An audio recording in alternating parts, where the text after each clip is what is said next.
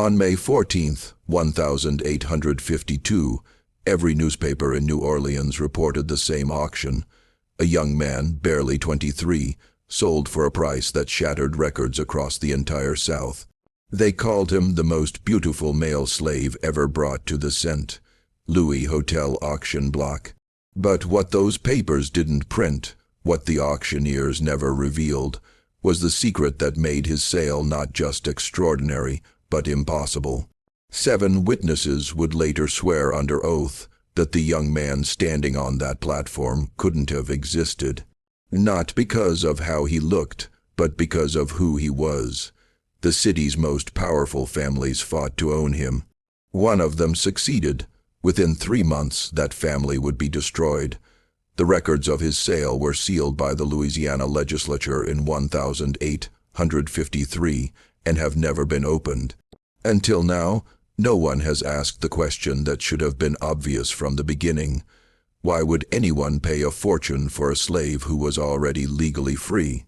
Before we continue with the story of the St. Louis Hotel and the young man who should never have been there, I need to ask you something.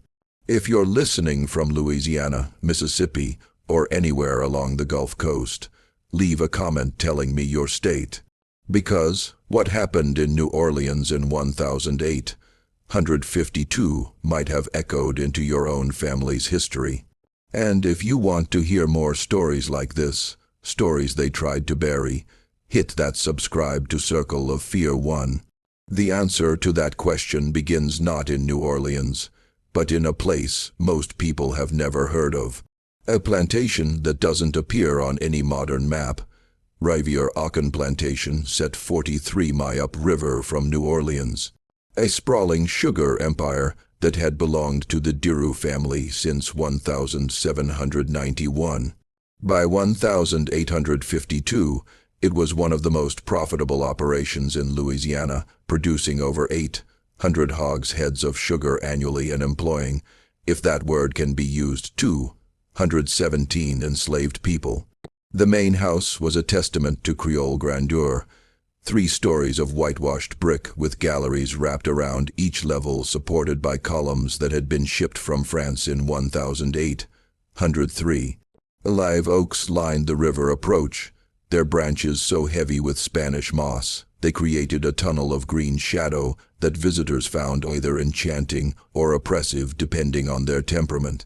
The DeVoe family were Creole aristocracy, French-speaking Catholics who traced their lineage back to Normandy and considered themselves separate from and superior to the American planters who had flooded Louisiana after the purchase. They spoke French at home, attended Mass in Latin, and married within a tight circle of families whose names appeared in the original French colonial records. To be Creole was to belong to a culture that predated American Louisiana. One that had its own rules, its own hierarchies, its own understanding of race and status that didn't quite align with the binary system Americans preferred. Sure Anatole Diru, the plantation's owner in 1852, was 56 years old, a widower for 8 years, and by all accounts, a man of refined tastes and careful business practices. He kept meticulous records in leather-bound ledgers, each entry written in his precise cursive, each number verified twice. He attended Mass every Sunday at St. Augustine Church in New Orleans, sitting in the same pew his father had purchased in 1802. He belonged to the right clubs, invested in the right banks, and married his 3 daughters to the right families. His reputation was spotless, a man who honored his contracts, paid his debts, and treated his slaves, as he would say, with appropriate Christian consideration. His younger brother, Christophe, was another matter entirely. Christophe Deer had always been the charming one, the handsome one, the one who could talk his way into any social gathering and out of any responsibility. While Anatole learned sugar cultivation and plantation management, Christophe learned poetry, piano, and the art of spending money he didn't have. When their father died in 1821, he left the plantation entirely to Anatole, giving Christophe only an allowance with the stipulation that he never involve himself in the family business. Christophe, then 24, took the allowance and left for Paris within 6 months. For 6 years he sent cheerful letters full of descriptions of Parisian life. The theaters, the salons, the cafes where intellectuals debated philosophy until dawn. Anatole paid his debts and sent money when requested, considering it a small price for peace. Then, in 1827, Christophe had done something unexpected. He'd married. The letter announcing the marriage arrived in October, accompanied by a small daguerreotype that must have cost a week's rent. The woman in the image was young, perhaps 20, with delicate features and dark eyes that seemed to look directly through the camera. She wore a simple but elegant dress, and her hair was arranged in the latest Parisian style. The caption on the back in Christophe's flowing hand read, "Céleste Moreau-Dieu, my wife, your sister-in-law. You would love her, Monter." What Christophe didn't mention, what the daguerreotype made clear to anyone who looked carefully, was that Celeste had African ancestry. Not much. She could have passed for Mediterranean in certain lights, but enough that Anatole recognized it immediately. Her skin tone, the texture of her hair visible beneath the elaborate styling, the shape of her features, all told a story that would have been unremarkable in Paris, but was catastrophic in Louisiana. Anatole's response was brief and final. Christophe was no longer welcome at Rivieren. His allowance would continue, but only if he never returned to Louisiana and never contacted the family again. The marriage was not recognized. Any children born of it would not be recognized. As far as the Deveau family was concerned, Christophe had died in Paris in 1827. Christophe's response took 4 months to arrive. It was equally brief. "I understand. I'm sorry for the disappointment. My son was born last month. His name is Jean-Baptiste. He will never know he had an uncle in Louisiana." For 24 years, Christophe honored that agreement. Anatole heard nothing from his brother except annual confirmation from a Paris bank that Christophe was still alive and receiving his allowance. Anatole married, had 3 daughters, became one of the most successful planters in Louisiana, and buried his wife after a fever took her in 1844. He never mentioned having a brother to anyone outside the immediate family. Then in March 1852, everything changed. The letter arrived on a Tuesday, forwarded from a hotel in New York City. The handwriting was Christophe's but weaker. The letters shaky and occasionally trailing off. The content was brief but devastating. Consumption diagnosed 6 months earlier, now in its final stages. The doctors gave him perhaps 3 months to live. He had one request, one final favor to ask of the brother who had supported him for 25 years despite their estrangement. "My son Jean-Baptiste is 23 years old. He is educated the Lycée, or for then 3 years at the Sorbonne, studying literature and philosophy. He speaks French, English, Italian, and Latin. He reads Greek. He plays piano.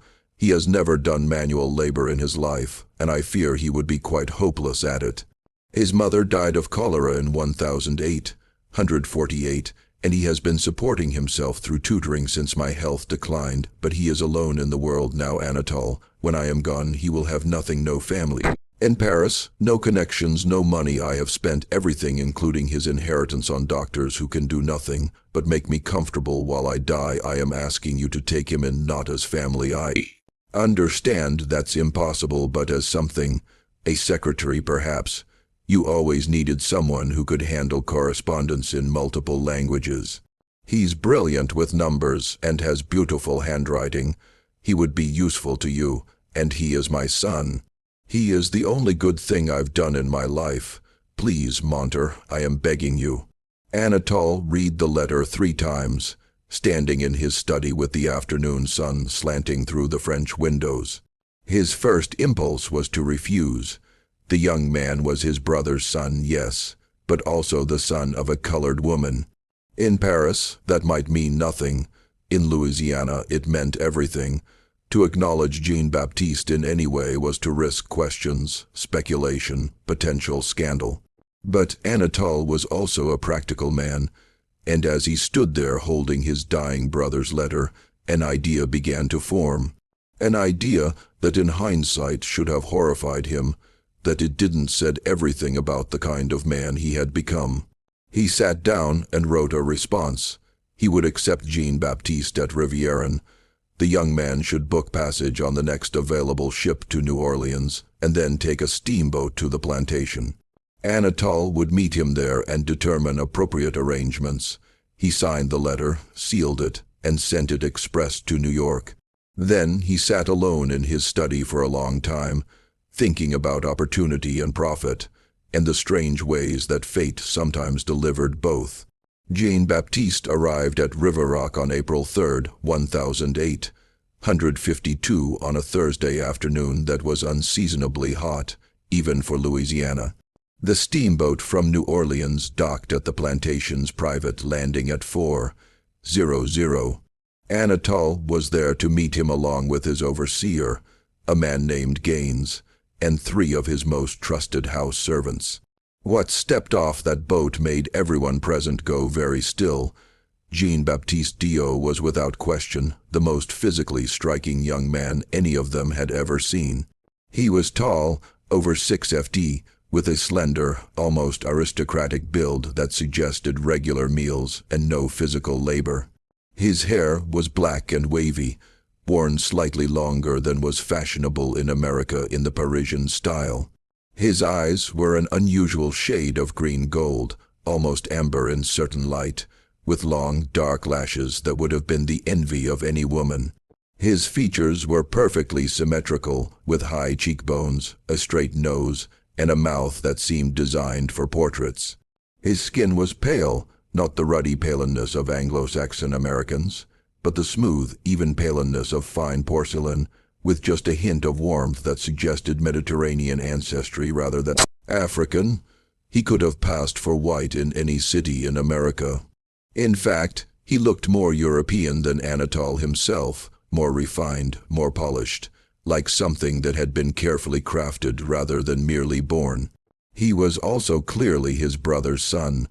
The resemblance to Christophe at that age was striking. The same elegant bone structure, the same graceful movements, the same natural charisma that made people want to look at him. Anatole felt an unexpected pang of grief looking at him. Seeing his brother's face in this young stranger's features, Jean-Baptiste descended the gangplank, carrying a single leather trunk that looked expensive but worn. The kind of thing that might have been purchased 10 years earlier when money was less scarce. He wore a traveling suit of dark wool that had been well tailored but showed signs of careful repair, a patch on one elbow, buttons that didn't quite match, cuffs that had been turned once already. His boots were polished but resolved. Everything about him suggested gentle poverty, the kind that maintains appearances while quietly starving. When he reached the bottom of the gangplank, he sat down his trunk and looked directly at Anatole. For a moment, neither man moved. They were studying each other, Anatole seeing his brother's ghost, Jean-Baptiste seeing the uncle who had sent his father into exile 25 years earlier. Then Jean-Baptiste extended his hand. "Monsieur Dieu," he said in perfect French, his voice low and cultured. "I am Jean-Baptiste. Thank you for receiving me. I know this must be difficult for you. It is difficult for me as well." His tone was polite, not servile, respectful but not fearful. He spoke as an equal or as someone who had been raised to believe he was equal to anyone regardless of circumstance. Anatole didn't take his hand. Instead, he studied the young man for a long moment, his expression unreadable. He looked at Jean-Baptiste's clothes, his posture, his face. He looked for signs of his mother's ancestry, the telltale features that would mark him as colored under Louisiana law, but there was nothing obvious. The young man looked white more than white. He looked aristocratic, like something out of a French painting. That made him valuable, that also made him dangerous. "Follow me," Anatole said finally in French. He turned and began walking toward the main house without waiting to see if Jean-Baptiste complied. Gaines, the overseer, stepped forward and picked up Jean-Baptiste's trunk without a word. The 3 house servants, 2 women and 1 man, all of them light-skinned Creoles who served in the main house, stood back and watched as Jean-Baptiste followed Anatole up the path. One of the women, Marie-Claire, would later tell others that the young man walked like someone going to his execution. Steady, calm, but with an awareness that something terrible was about to happen. They didn't go to the main house. Instead, Anatole led Jean-Baptiste to a small cabin behind it, one of several buildings that housed the household servants, who weren't trusted enough to sleep in the main house itself, but were too valuable to be housed with the field workers. The cabin was simple but adequate.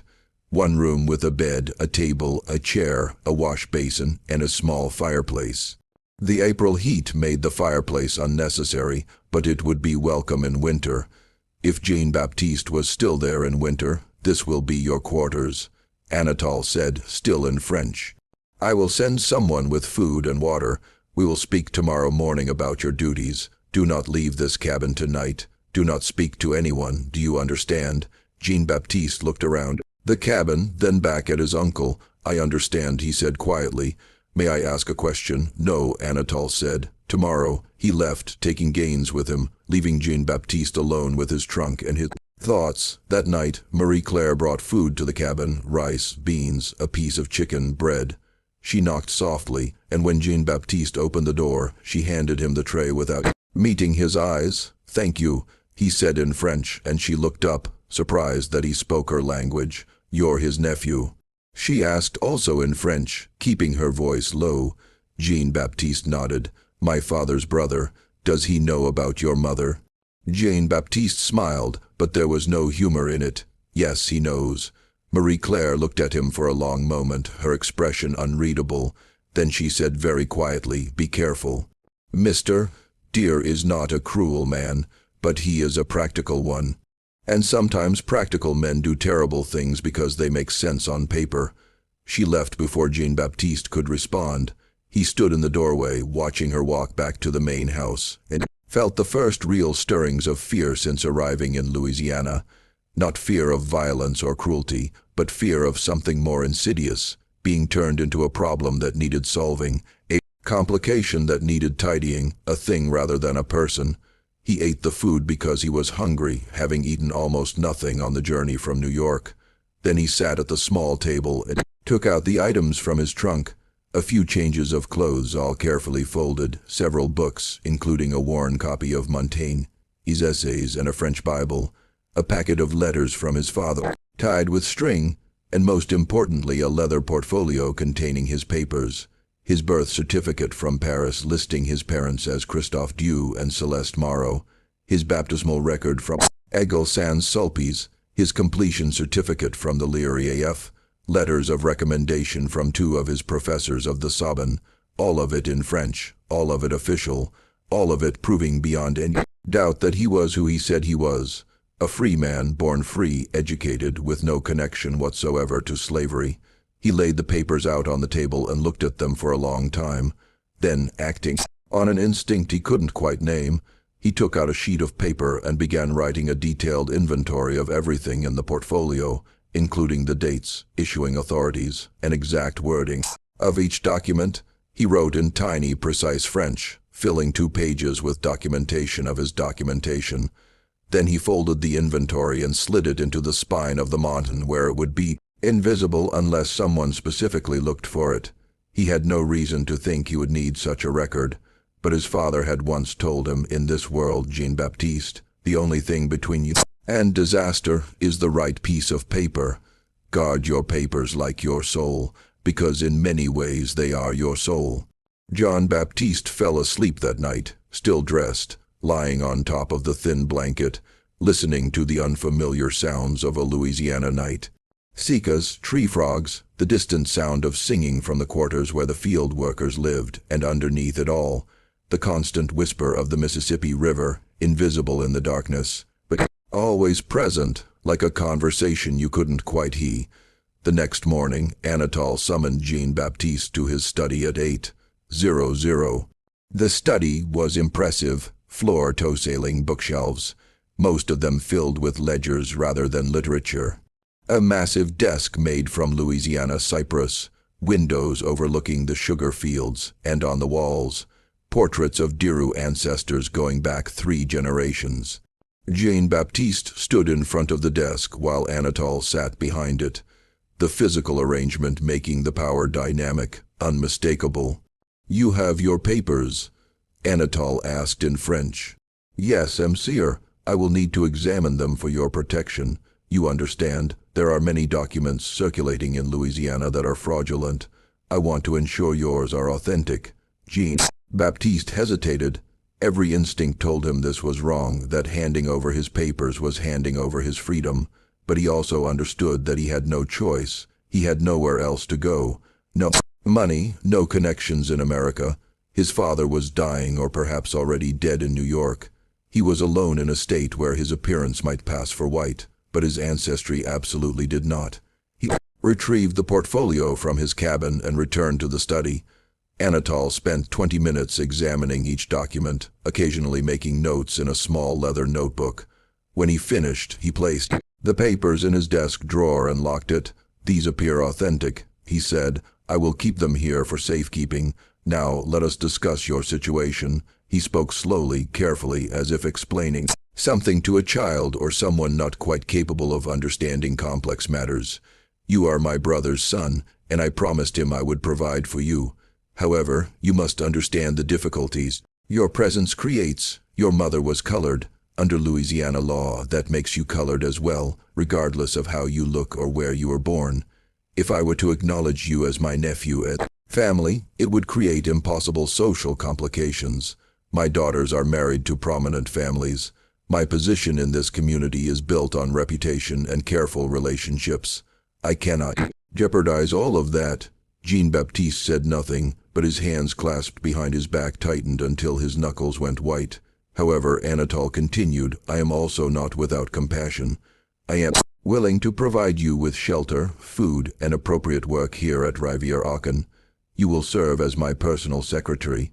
You will handle my business correspondence, particularly anything requiring translation or interaction with French merchants. You will maintain certain records. You will live in the cabin where you spent last night. In exchange, you will not speak of your father, your time in Paris, or your documentation. As far as anyone is concerned, you are simply Jean-Baptiste, a light-skinned slave I purchased from a private sale. Do you understand?" The word slave hung in the air like smoke. Jean-Baptiste felt something shift inside him, not quite breaking but bending, warping under pressure. "I understand that you are asking me to pretend to be enslaved," he said carefully, "despite the fact that I have legal documentation proving I am free." "I am asking you to be practical," Anatole replied. "You are in Louisiana now, not Paris. French papers mean very little here. Without my protection, you would be vulnerable to questioning, potential detention, even enslavement by someone less scrupulous than myself. Many free people of color have found themselves enslaved because they could not adequately prove their status to American authorities. I am offering you safety by making me a slave, by allowing you to live as if you were enslaved while knowing you are not. It is a performance, Jean-Baptiste, uncomfortable, I grant you, but temporary. In time I may be able to make other arrangements, perhaps settlement in the north or even passage back to France. Once my daughters are settled and the social complications are less pressing. But for now this is what I can offer." Jean-Baptiste looked at his uncle for a long moment. He understood perhaps better. Then Anatole realized exactly what was happening. This wasn't protection. This was erasure. This was turning an inconvenient nephew into a convenient asset, transforming a problem into profit, making sure that the young man standing in front of him disappeared, not literally, but legally, socially, in every way that mattered. "And if I refuse?" Jean-Baptiste asked quietly. "Then I cannot help you," Anatole said, his voice equally quiet but utterly final. "I will return your papers and provide you with enough money to reach New Orleans. After that, you will be on your own in a state where your appearance will invite questions you cannot adequately answer. You speak very little English. You have no money, no connections, no family. Where will you go? What will you do?" He was right, and they both knew it. Jean-Baptiste could refuse, could walk away, could try to make his way in Louisiana or flee to the north. But his chances of success were minimal, and his chances of survival even worse. He had seen, even in his brief time in Louisiana, how quickly suspicion attached itself to anyone who looked ambiguous, who didn't fit neatly into the categories this place insisted on.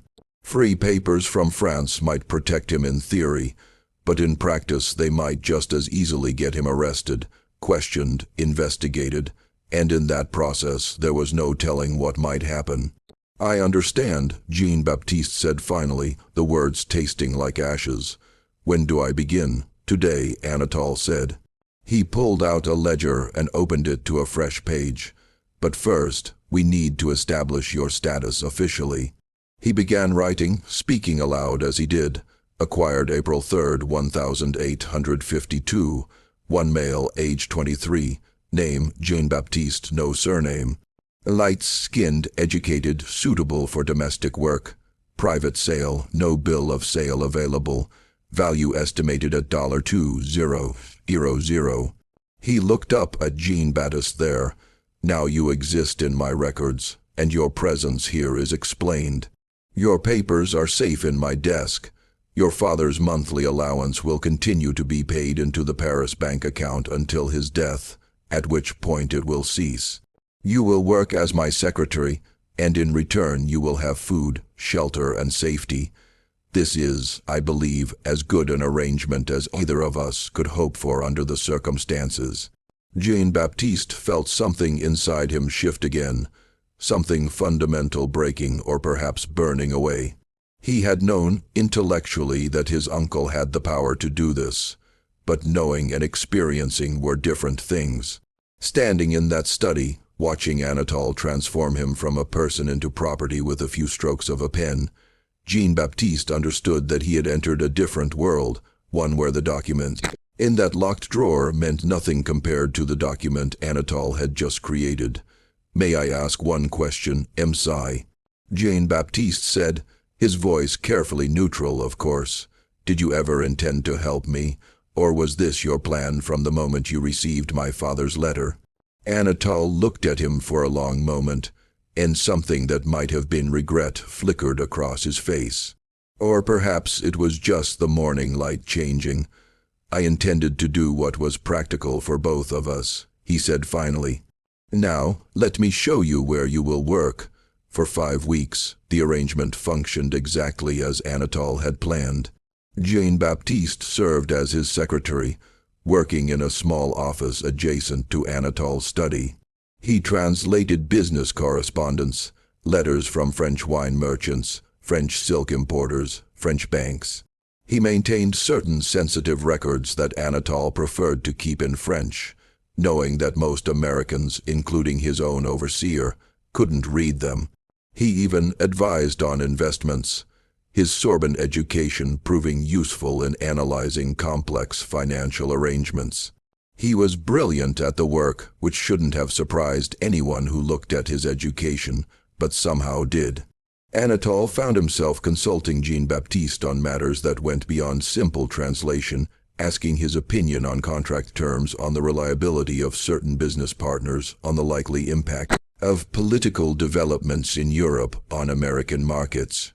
Jean-Baptiste answered carefully, precisely, offering analysis without presumption, making it clear that he understood his position, even as he demonstrated abilities far beyond what that position should have included. The other enslaved people at Rivieren didn't know what to make of him. He looked white, but lived in the cabins. He spoke French, but worked as a secretary. He was educated, but enslaved. He existed in a category that didn't quite make sense, and that made everyone uncomfortable. Some of the house servants, Marie, Claire, Thomas the stable hand, an older woman named Eugenie who ran the kitchen, were kind to him in small ways, bringing him extra food, warning him when Anatole was in a particularly foul mood, teaching him the unwritten rules of plantation life. Others avoided him, suspicious of anyone who occupied such an ambiguous space. Jean-Baptiste navigated this carefully, accepting kindness when it was offered, but never presuming on it, keeping mostly to himself, spending his evenings in his cabin, reading the books he brought from Paris. He wrote letters to his father in New York, even though he knew his father was probably already dead. He wrote in French, careful letters that said everything and nothing. I am safe. I am working as a secretary. Uncle Anatole has been generous in his way. Please do not worry about me. I hope you are comfortable and not in pain. I think of you always. He never mailed the letters. He simply folded them and kept them in his trunk. Like prayers that didn't need to reach their destination to fulfill their purpose. But Anatole had made a critical miscalculation. He had assumed that Jean-Baptiste's beauty and education would remain a private asset, something he could utilize quietly within the plantation's boundaries. He had not anticipated what would happen when he brought Jean-Baptiste to New Orleans. The trip occurred on May 7th, a Wednesday. Anatole needed to meet with several business partners to finalize arrangements for the upcoming sugar harvest. He decided somewhat impulsively to bring Jean-Baptiste with him. The young man could take notes, translate if necessary, and demonstrate Anatole's cosmopolitan sophistication. Look, I have a secretary who speaks 4 languages. They traveled by steamboat, arriving at the New Orleans docks at 10:00 in the morning. The city was at its most vibrant, the levee crowded with ships from every corner of the world. The streets thronged with merchants and slaves and free people of color and tourists and conmen and everyone else who made New Orleans the most complex, contradictory city in America. Anatole had arranged meetings at his club and at 2 private homes, each one involving discussions of contracts, prices, shipping arrangements. Jean-Baptiste accompanied him to all of them, standing quietly in corners, taking notes when requested, occasionally translating a phrase from French to English or vice versa. And everywhere they went, the reaction was the same. People stared, not rudely exactly, but unmistakably. Women found reasons to pass close to where Jean-Baptiste stood. Men studied him with the assessing gaze, usually reserved for horses or expensive furniture. Conversations would pause when he entered a room, not because he'd done anything to interrupt them, but because his presence was simply that arresting. At the 3rd meeting held in the elegant home of a commission merchant named Philippe Larrer, the wife of the host, Madame Larrer, a woman of about 40 with sharp eyes and a sharper mind, approached Anatole during a pause in the negotiations. "Monsieur Dio," she said in French, "I hope you'll forgive my directness, but I must know that young man who accompanies you, he is your property." Anatole, who had been expecting this question all day, nodded. "A recent acquisition. He serves as my secretary." "He is remarkable," Madame Larrer said bluntly. "I have never seen a slave of such appearance. Where did you acquire him?" "A private sale," Anatole said vaguely, "from an estate in Baton Rouge. Would you consider offers?" Another woman interjected. This was Madame Hélène Fourier, a widow who owned a fashionable boarding house in the Garden District and was known for maintaining an extensive household staff of light-skinned servants. "I would pay handsomely for someone of his qualities." Anatole demurred, saying Jean-Baptiste was too useful to part with. But the question, "Would you consider offers?"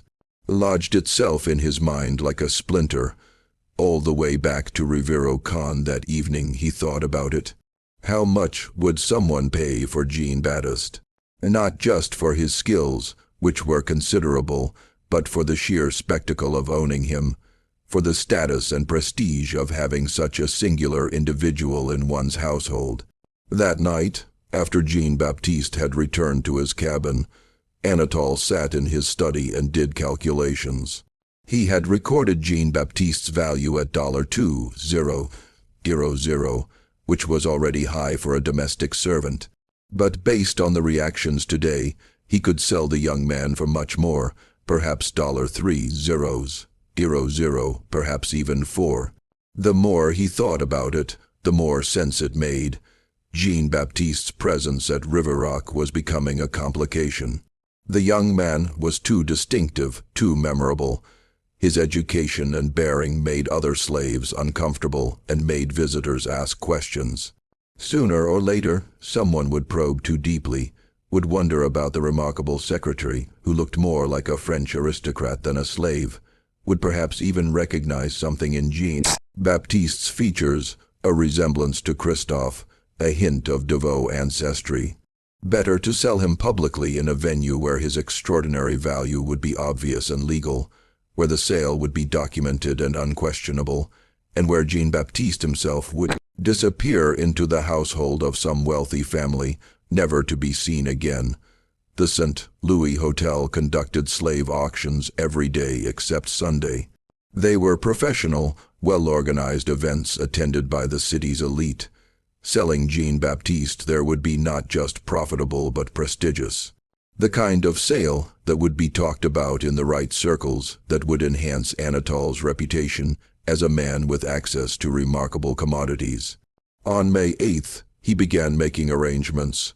Jean-Baptiste learned about the sale on May 10th, a Sunday afternoon. He was in his cabin reading Montauk when Anatole arrived with Gaines and one of the male house servants. The presence of 3 men told Jean-Baptiste immediately that something had changed. "I have decided to sell you," Anatole said without preamble, speaking in French. "There is an auction at the St. Louis Hotel on May 14th. You will be presented there." Jean-Baptiste stood slowly, the book falling from his hands. "You gave me your word that this was temporary, that you would help me eventually leave Louisiana." "And I will," Anatole said smoothly, "by selling you to a good family in New Orleans. You will be far more comfortable there than here, working indoors in the city with access to culture and society. It is in many ways an improvement." "I am not a slave to be sold," Jean-Baptiste said, his voice shaking slightly. "I am your brother's son. I have papers proving I am free." "You have papers that I am safeguarding," Anatole corrected. "And you are forgetting that your situation is more complex than a simple question of documentation. Your mother's status affects your own. The law in Louisiana is very clear about this." "My mother was free," Jean-Baptiste said, his voice rising. "She married my father legally in Paris. I was born free. The documents prove all of this." "Your mother was colored," Anatole said flatly. "Whatever her legal status in France in Louisiana, that would make you colored as well. And without documentation proving her free status, which you do not have, your own freedom is questionable. I am actually protecting you by maintaining the fiction that you are my property. Otherwise, you could be claimed by anyone who disputed your status. At least this way, you will belong to someone respectable." It was twisted logic, but it had the weight of Louisiana law behind it. Jean-Baptiste understood that his uncle was right about one thing. His French papers, without corresponding American documents, were vulnerable to challenge, and in any legal dispute, Anatole's word as a respected white planter would outweigh Jean-Baptiste's claim as a questionable person of color. "Please," Jean-Baptiste said, the word coming out barely above a whisper. "Please don't do this. My father trusted you. He asked you to protect me, and I am," Anatole said. "Now you will cooperate with these arrangements, or I will have you restrained and transported by force. The choice is yours." Jean-Baptiste looked at the 3 men standing in his cabin, and he understood that resistance was pointless. He was one person against Anatole's entire operation. If he fought, he would lose. If he fled, he would be caught. The plantation was miles from anywhere, surrounded by water and swamp, patrolled by men with dogs and guns. There was nowhere to run. "I will cooperate," he said finally. "Good," Anatole said. "We leave for New Orleans on May 13th. I suggest you rest and prepare yourself. This sale will determine your future. I recommend you present yourself well." They left, locking the cabin door from the outside. Jean-Baptiste heard the key turn, heard their footsteps fade away, and then he was alone in the locked room with the realization that in 4 days he would be standing on an auction block, being sold.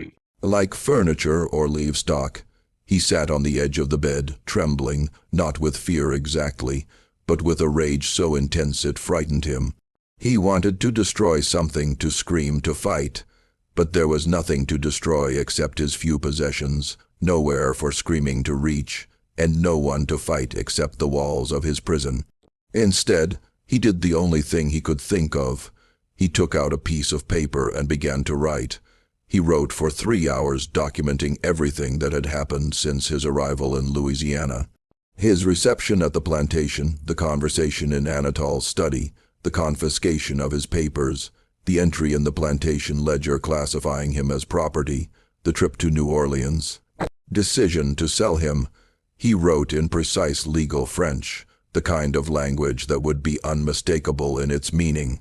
He wrote knowing that the letter might never reach anyone, but also knowing that he had to try, had to create some record that he had existed as a person and not just as property. When he finished, he addressed it to the French consulate in New Orleans. He didn't know if they would help, if they could help, if they even cared about a half-French citizen being sold into slavery in Louisiana, but they were the only authority he could think of that might have jurisdiction, that might see him as something other than a commodity. He folded the letter carefully and hid it in the spine of his montilla, the same place he'd hidden the inventory of his papers. Then he lay down on the bed and stared at the ceiling, thinking about his father, who was probably already dead, who had trusted his brother to protect his son, who had died, believing that trust had been honored. The next morning, the cabin was unlocked. Gaines brought him food and told him he could move freely around the plantation grounds, but not leave them.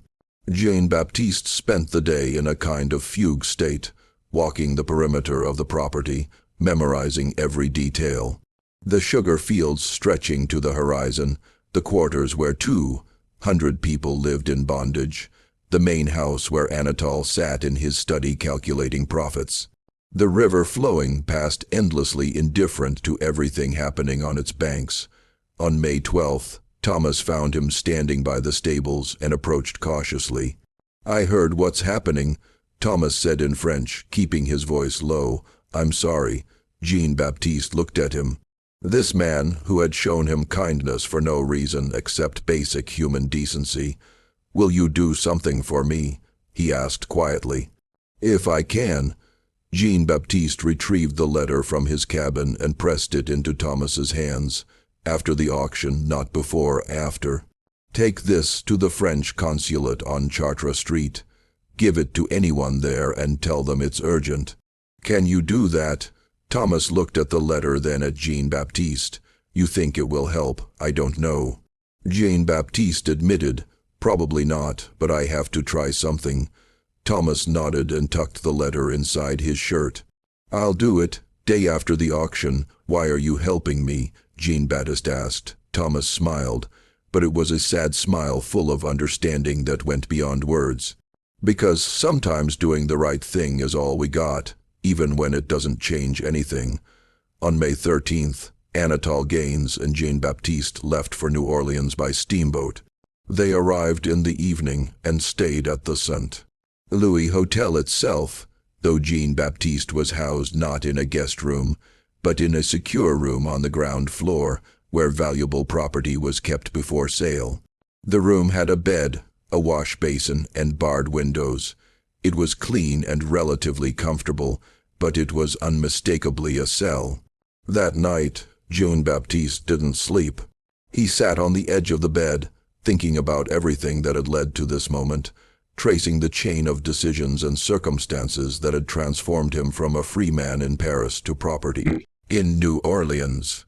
He thought about his mother, dead of cholera 4 years earlier, who had never told him much about her own background, except that she had been alone in Paris when she met Christophe, that she had fallen in love with his charm and his recklessness, that she had never regretted marrying him, even though it had cost her whatever family she'd had. He thought about his father dying or dead in New York, who had spent 25 years in exile rather than give up his wife and son. He thought about Anatol, who had taken that same son and turned him into merchandise, and he made a decision. A decision that would either save him or destroy him, but that felt in that moment like the only choice he had. If he was going to be sold, he would not be sold silently. The morning of May 14th, 1852 dawned clear and oppressively hot. By 9:00, the rotunda of the St. Louis Hotel was already crowded with buyers, spectators, and curious onlookers.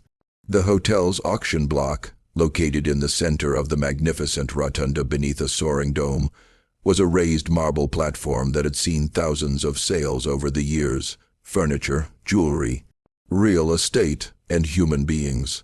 Anatole arrived early, accompanied by Gaines and Jean-Baptiste. He had dressed Jean-Baptiste carefully for the occasion: a white linen shirt that emphasized his pale skin, dark trousers that suggested elegance, polished boots. His hair had been trimmed and brushed back from his face. He wore no jewelry, nothing that would distract from the spectacle of him.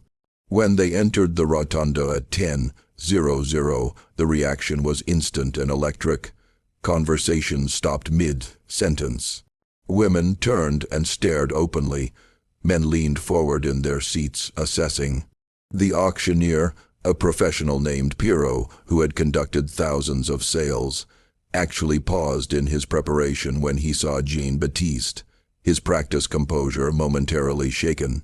Word had spread through the city's elite that something extraordinary was being offered today. The advertisements Anatole had placed in the newspapers had been deliberately vague but tantalizing.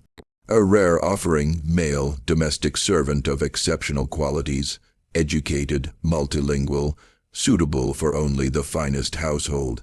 Those who understood the coded language of such advertisements had come prepared to spend significant money. At 10:30, the auction began. Pierrot stood at the podium and surveyed the crowd. "Ladies and gentlemen," he said in English, then repeated in French, "we have before us today an offering of singular quality, the property of M. Anatole Deer of Rivero-Con Plantation.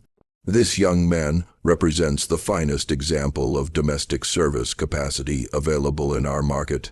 Jean-Baptiste was led to the platform by Gaines. He walked steadily, his face carefully composed, showing nothing of what he felt.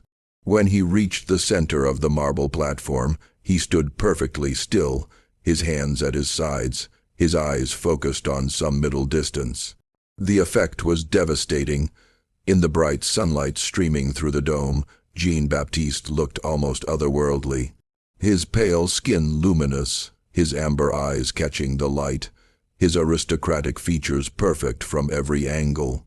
He was beautiful in a way that made people uncomfortable because it disrupted all the categories they used to understand the world. He looked white but stood on the auction block. He looked wealthy but wore a slave's simple clothing. He looked educated but was being sold like cattle. Pierrot began the description. Age 23 years, fluent in French, English, Italian, and Latin, literate in all languages. Experienced in secretarial work, correspondence, bookkeeping, of gentle temperament, and suitable for the most refined household. Health certified excellent. Minimum bid set at $2,000. The bidding started immediately. A man in the front row raised his hand. $2,200. Before Pierrot could acknowledge it, someone else called out $2,500, then $3,000. The crowd was energized now, feeding off its own momentum. This wasn't just a purchase. It was a competition, a public display of wealth and taste. To own Jean-Baptiste would be to own something remarkable, something that elevated the buyer's status simply by association. $3,500. A woman's voice called out. Madame Hélène Fourier, sitting near the front, her eyes fixed on Jean-Baptiste with an intensity that was almost predatory.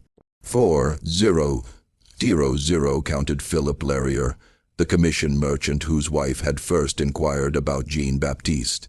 Anatole stood to the side, watching the bidding escalate, and felt a surge of satisfaction. He had been right. Jean-Baptiste was extraordinarily valuable, and this sale would be talked about for years. The bidding continued. 45, 500, 5 zeros, 0, 5, 500.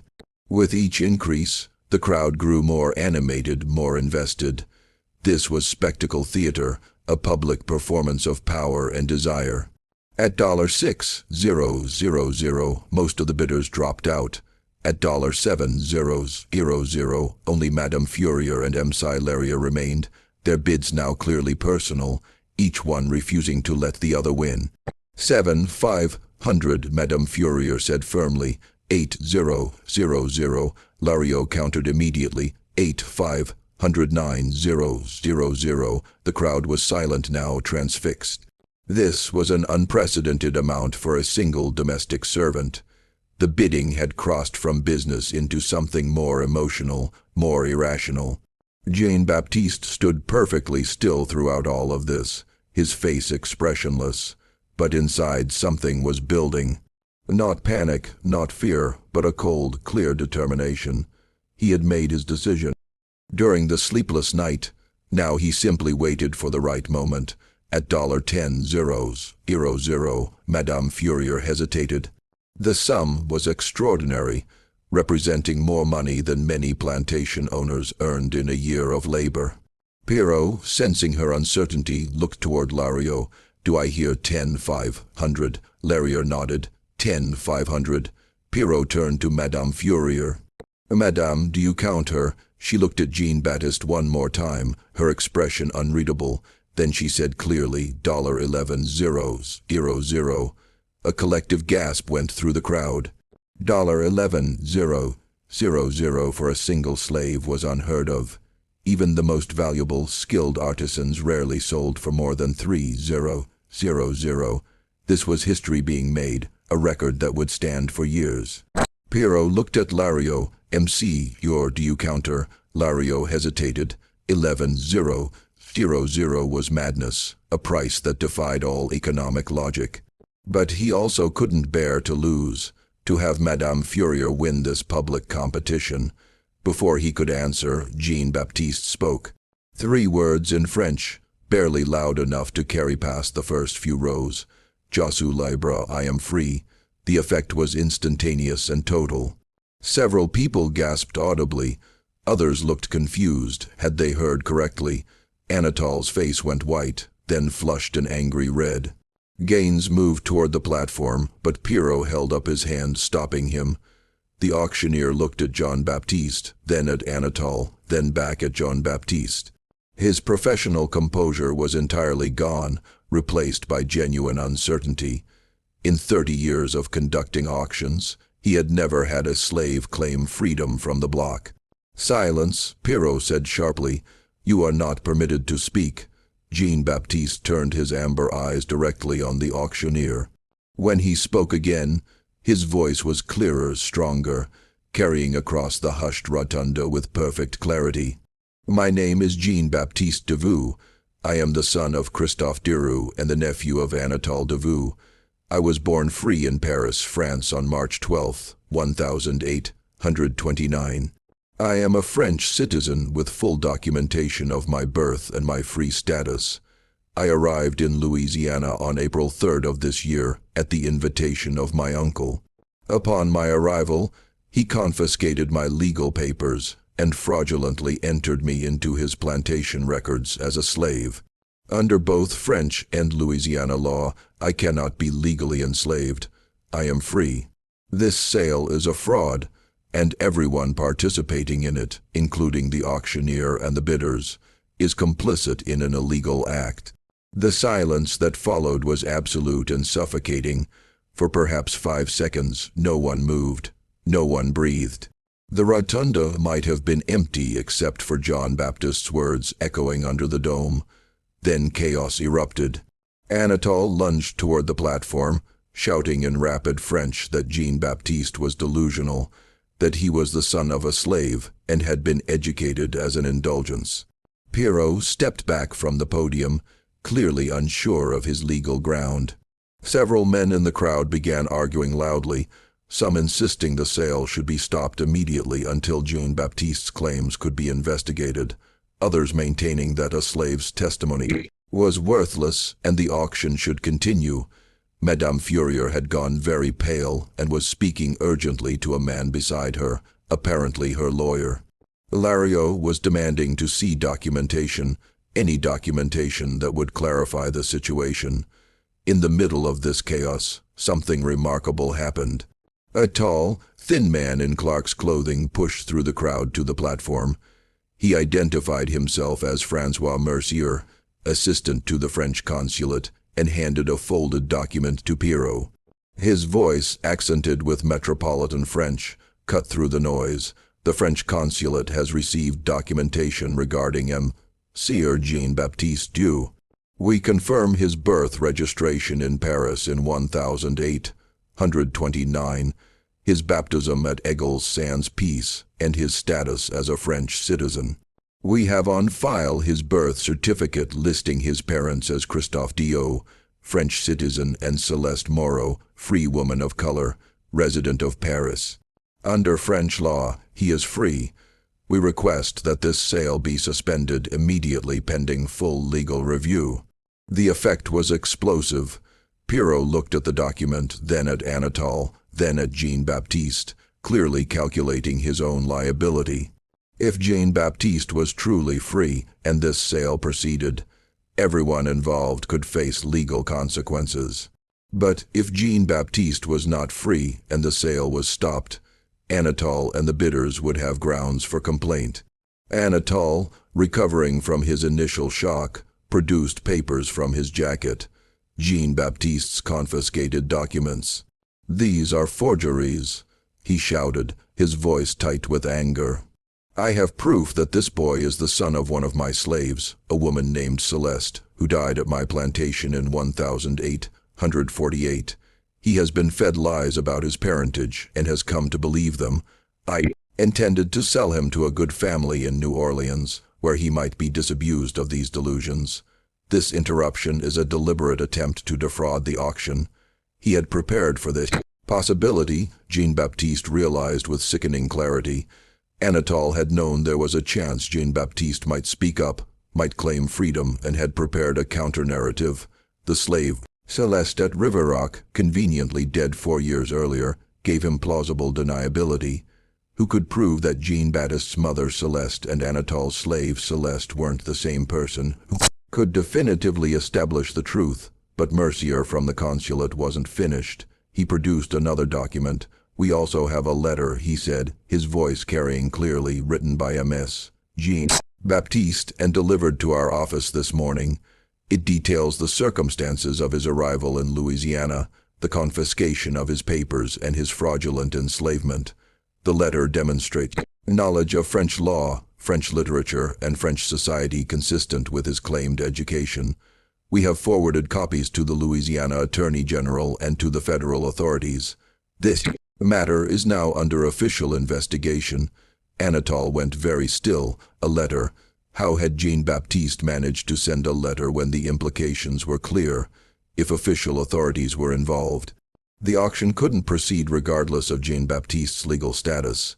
Even if Anatole was right and Jean-Baptiste could be legally enslaved, doing so now while under federal investigation would invite scrutiny that could destroy Anatole's reputation and business. Pierrot made the only decision he could. He struck his gavel twice, the sharp sound cutting through the confused babble of voices. "This auction is suspended pending legal review. The property," he paused, seeming to realize that word might no longer apply. "The individual in question will be removed from the block and held in secure custody until the matter is resolved. All bids are hereby voided. This sale will not proceed today." Gaines moved toward Jean-Baptiste, but Mercier intercepted him. "He will be held by the city authorities, not by Monsieur Deveau. There is too much conflict of interest for him to remain in his uncle's custody during the investigation."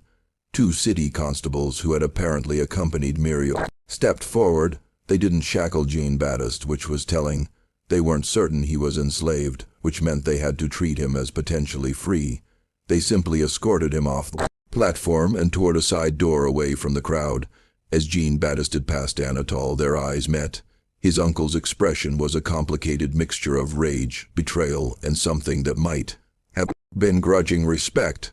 Jean-Baptiste said nothing. There was nothing to say. Everything that needed to be said had already been spoken in front of hundreds of witnesses under the dome of the St. Louis Hotel. Jean-Baptiste was taken to a secure room in the Cabildo, the building that housed city government offices and jail cells. The room was neither a cell nor a guest room, something in between reflecting his ambiguous status. He had a bed, a chair, a small table, a barred window. He was locked in but not chained. He was guarded but not treated as a criminal. For 3 days he waited, while lawyers and officials examined documents, took testimony, and tried to unravel the legal knot he and Anatole had created. During that time, several things happened. Christophe Darrow was confirmed dead, having passed away in New York on May the 2nd, 12 days before the auction. He had lived just long enough to receive Anatole's letter promising to care for Jean-Baptiste. Whether he had believed that promise or simply had no choice but to hope, Jean-Baptiste would never know.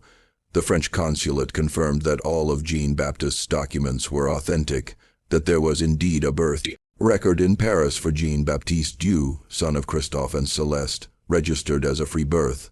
Anatole produced 3 witnesses who swore they had known a slave named Celeste at Riviera-Auchan, that she had died in 1848, and that she had told them her son was named John Baptiste. The witnesses were all enslaved people themselves, their testimony valuable under Louisiana law, despite their status. The legal question became impossibly complex.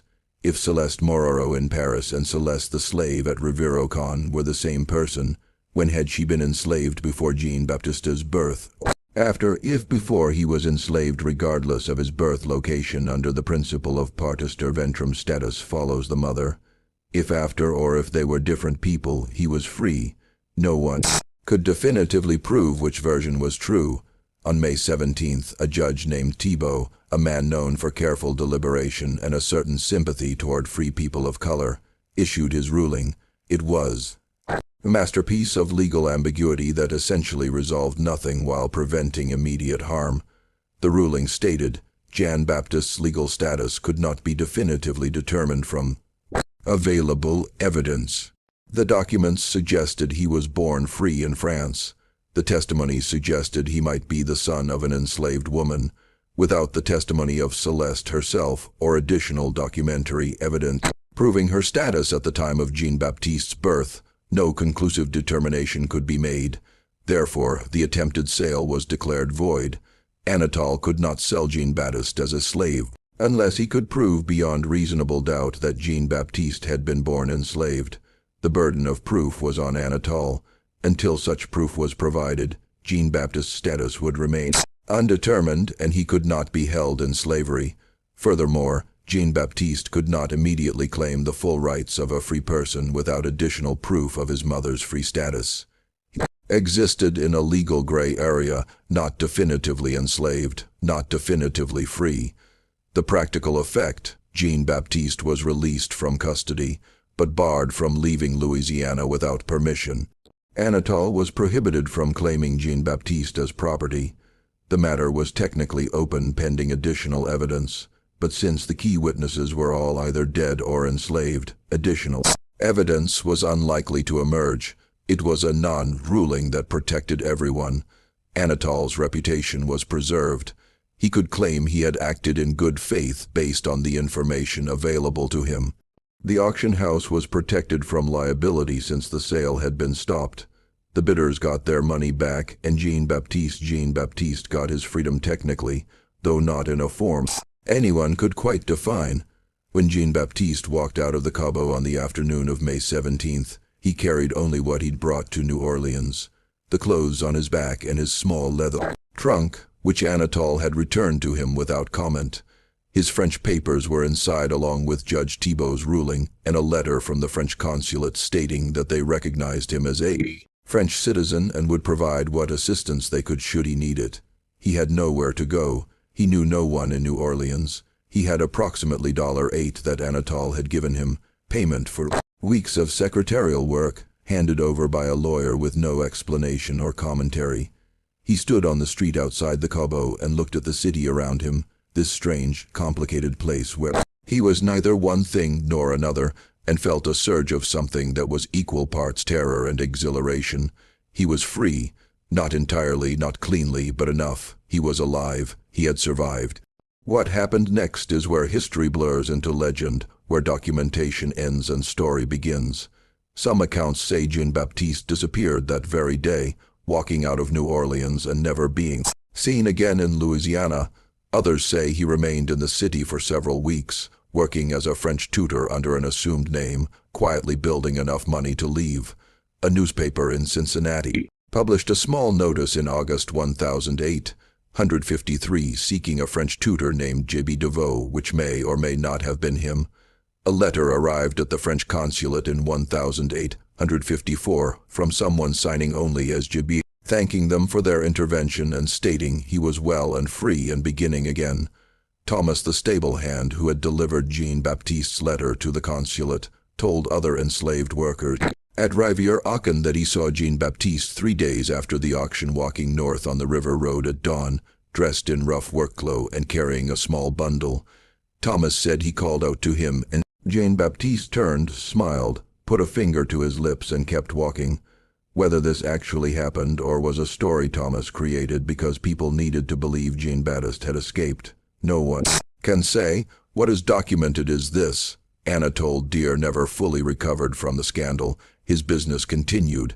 His plantation remained profitable, but his standing in New Orleans society was permanently damaged. Several families quietly severed connections with him. The story of the auction spread, whispered in drawing rooms and mentioned in private correspondence. Untold, they said, had tried to sell his own nephew, had stolen a free man's papers and enslaved him, had stood by while the young man was humiliated on the auction block. Whether Jean-Baptiste had been legally free or not almost didn't matter. What mattered was that Untold had violated some fundamental code about family, about honor, about the proper way to conduct oneself.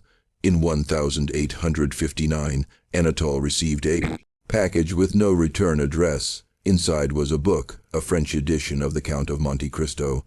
On the title page, someone had written in elegant script, "Frau Mal, we are brothers, we who suffer from the same wound." It was a quote from the novel, and it was also a message. Untold recognized the handwriting as Jean-Baptiste's. He burned the book that same day, but not before his daughter Marguerite saw it and wrote about it in her diary. That diary survived. The reference was pointed. The Count of Monte Cristo was about a man wrongly imprisoned who escapes and methodically destroys everyone who wronged him. It was also about transformation, about becoming someone new, shedding an old identity like a snake shedding skin. Whether Jean-Baptiste was threatening revenge or simply noting a parallel, Untold took it as a threat. He hired private investigators to locate Jean-Baptiste. They found nothing. He increased security at the plantation. He began sleeping with a loaded pistol in his bedside table, and he began to decline physically, mentally, spiritually much faster than his age alone could explain. He died in 1862 during the Union occupation of New Orleans of what his doctor called nervous exhaustion and melancholia. He was 66. In his final weeks, the servants who attended him reported that he spoke frequently in French to people who weren't there, often seeming to argue with someone he called the boy. He said repeatedly, "I gave you shelter. I did what was necessary. Why can't you see that?" No one knew who he was talking to. Christophe's death was simpler and in its way more peaceful. He died in New York 3 days before Jean-Baptiste's dramatic declaration of freedom, never knowing whether his son was safe. But one of the nuns who nursed him in his final days reported that he seemed oddly content near the end. He said shortly before dying, "My son is free. That's all that matters." Whether he meant Jean-Baptiste specifically or was simply delirious, no one could say. But it's nice to think that somehow he knew that across the miles and through whatever strange connection exists between parents and children, he felt Jean-Baptiste's escape. The St. Louis Hotel continued to hold auctions for another decade, but the auction of May 14, 1852 was never mentioned in its official histories or advertisements. The documentation, all of it, the bills of sale, the bidder agreements, the records of the suspension disappeared from the hotel's files. It was as if the entire event had been collectively erased, except it wasn't. The story persisted, told and retold in French Creole households, mentioned in private letters, occasionally surfacing in legal discussions about status determination and the rights of free people of color. It became a legend of sorts, the beautiful slave who declared himself free and then vanished. But here's what makes the story genuinely fascinating. Jean-Baptiste was almost certainly telling the truth. The French consulate's confirmation was real, the Paris records were real, Christophe's marriage was documented, and Anatole's claim about a slave named Celeste at Rivero Quay doesn't appear in any plantation records before Jean-Baptiste's arrival. There's no inventory listing her, no birth records for other children she might have had, no purchase record, no sale record, nothing. She appears in Anatole's testimony and the testimony of his witnesses, but nowhere in the paper trail that usually accompanied enslaved people in Louisiana, which suggests something darker than even the story implies. That Anatole didn't just enslave a free man through legal manipulation, but that he also fabricated evidence, coached witnesses, and constructed an entire false history to justify his actions. If that's true, then what happened at the St. Louis Hotel wasn't just an auction gone wrong. It was the exposure of a carefully planned fraud, and if that's true, Jean-Baptiste's disappearance makes even more sense. He wasn't running from being enslaved. He was running from someone who had proven willing to destroy his entire identity to maintain a lie. The last documented reference to Jean-Baptiste Deveau comes from 1897, 45 years after the auction. A researcher named Alberta Lacroix was interviewing elderly Creoles for a book on New Orleans French heritage. One woman, Madame Henriette Blanchard, then 93, told him about an auction she'd witnessed as a young woman, the most beautiful young man she'd ever seen, standing on the marble block, declaring himself free while the crowd watched in shock. Lacroix asked if she thought the young man had really been free. "Oh, absolutely," she said. "You could see it in how he stood. Free people stand differently. They hold their heads differently. That boy was free. He just had to prove it." Lacroix asked if she thought he survived, if he escaped to the north, or perhaps back to France. Madame Blanchard smiled. "I think he went somewhere cold. Somewhere his face didn't mean anything except that he was beautiful. Canada, maybe, or France, or even somewhere in the north where no one knew Louisiana law or cared about it. I think he lived a long life, and probably never told anyone what happened to him, because some secrets are too dangerous to tell. You carry them with you until you die, and then they die with you, and maybe that's for the best. Whether she was right, we'll never know. But the fact that the Louisiana legislature sealed the auction records in 1853 and has kept them sealed ever since suggests that someone somewhere thought the full truth was dangerous. Those records remain classified to this day. Several historians have petitioned for access. Every petition has been denied. The official reason is always the same: privacy concerns regarding status determinations of potentially living descendants. But Jean-Baptiste would have been born in 1829. Anyone who could be his direct descendant would now be several generations removed. And privacy concerns typically don't extend that far, which suggests the real reason the records remain sealed is different. Maybe they contain proof that Anatole committed fraud. Maybe they reveal complicity by other prominent families. Maybe they simply document an injustice so brazen that opening the records would force official acknowledgement and apology, which institutions prefer to avoid. Or maybe the records contain evidence of where Jean-Baptiste went, what name he used, where he settled. Maybe somewhere in those sealed documents is the answer to the question everyone wants to know. Did he make it? Did he really escape? Did he build a new life somewhere under a new name, becoming someone else entirely? The evidence we have suggests he did. The letter to the consulate in 1854, the book sent to Anatole in 1859, the complete absence of any record of Jean-Baptiste being recaptured or re-enslaved. the silence where there should have been noise if Anatole had found him. All of it points toward escape, survival, reinvention. Maybe Madame Blanchard was right.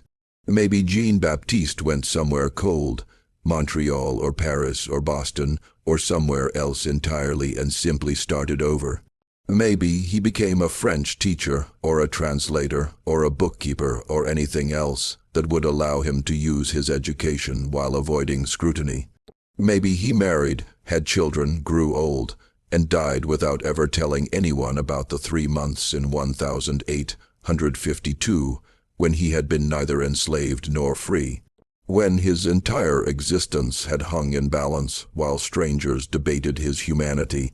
If that's true, then somewhere in the records of Montreal or Paris or Boston or a dozen other cities, there might be a death certificate for a man with a French name born around 1829, occupation listed as tutor or clerk with no other details. And if someone found that certificate and traced it back, they might discover that it belonged to Jean-Baptiste Deveau, who was auctioned in New Orleans and declared himself free and then vanished into legend. But maybe that's not the right question. Maybe the question isn't whether Jean-Baptiste escaped or where he went or what happened to him. Maybe the question is why we need to know, why this story out of thousands of similar stories from that era has persisted. Why people still search for Jean-Baptiste Deveau in old records and census documents and shipping manifests. I think it's because his story does something rare. It shows someone refusing to disappear. Most people in his situation simply vanished from history, swallowed by a system designed to erase them. But Jean-Baptiste didn't vanish. He stood on that auction block and said his own name. He claimed his identity in front of hundreds of witnesses. He forced the system to acknowledge him, even if it couldn't quite figure out how to categorize him. And then, yes, he disappeared. But he disappeared on his own terms after making sure everyone knew exactly who he was. That's not erasure. That's transformation. That's choosing to become invisible rather than being forced into invisibility. There's a profound difference. This mystery shows us something important about identity, freedom, and the terrible fragility of both. In a world where your status as a human being could be determined by the color of your skin, the circumstances of your birth, and the cruelty or kindness of your relatives, Jean-Baptiste Deveau should never have been on that auction block. Whether he was born free in Paris or born enslaved in Louisiana, the fact that his fate could be debated at all, that his humanity was considered a legal question requiring adjudication, tells us everything we need to know about the system that put him there. But it also shows us something about resistance, about refusing to accept other people's definitions of who you are, about the power of simply saying your own name when everyone else wants to rename you, redefine you, reduce you to property. Jean-Baptiste stood on that marble platform and said, "I am free," knowing it might destroy him. And whether or not those words changed his immediate circumstances, they changed the story. They transformed him from a passive victim into an active participant in his own fate. And maybe that's why we're still telling this story 170 years later. Because in the end, Jean-Baptiste won. Not in court, not in any legal sense, but in the only way that really matters. He refused to be forgotten. He made sure that anyone who tried to erase him would have to work very hard to do it. And he left enough traces, the letter, the book, the newspaper notices, the whispered stories that we can still find him if we look. So, what do you think? Do you believe Jean-Baptiste was really free? Do you think he escaped? Or do you think something else happened in that locked room at the St. Louis Hotel? And why would Louisiana keep those records sealed if there wasn't something explosive in them? Something that still matters even now. Leave your comment below. Tell me what you think happened to Jean-Baptiste Deveau. And if you enjoyed this story, this mystery that they tried to bury, then subscribe to Circle of Fear 1. Hit the notification bell. Share this video with someone who loves dark historical mysteries. Stories about people who fell through the cracks of history, stories that someone wanted erased. Because every view, every share, every comment helps bring these forgotten voices back to life. And maybe somewhere in some sealed record or dusty archive, the full truth about Jean Baptiste is still waiting to be found. See you in the next video.